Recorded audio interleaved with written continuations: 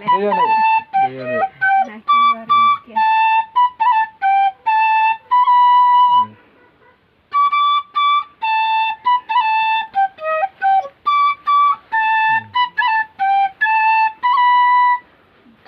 không là sẽ luôn cái phòng xử vẫn là sẽ gia đình apa ini mình viên tụ rồi không viên tụ trên không là sẽ gia đình nhiều phòng xử với cái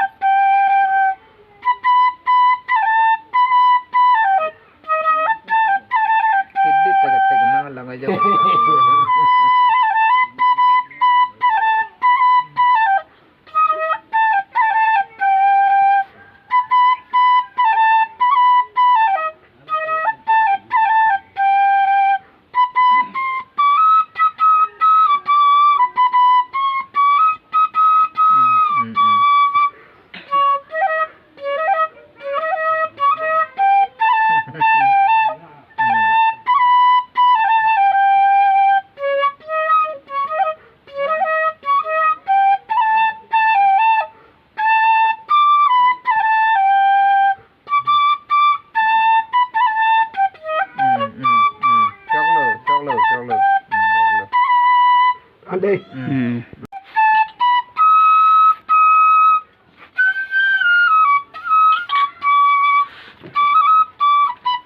thế còn gì với cái thằng là về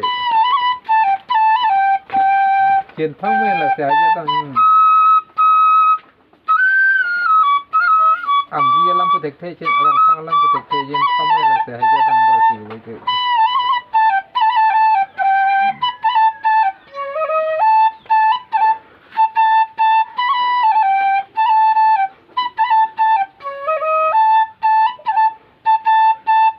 मेले लगे थापन थन बारते दिन ना राज्य काटते लंग के थापन थन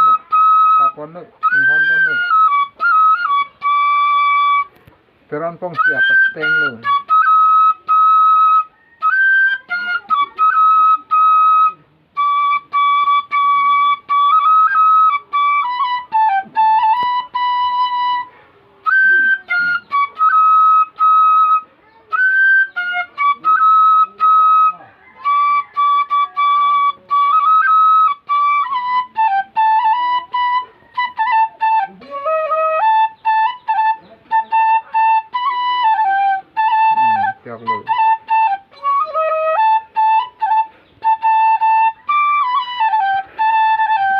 là ở đây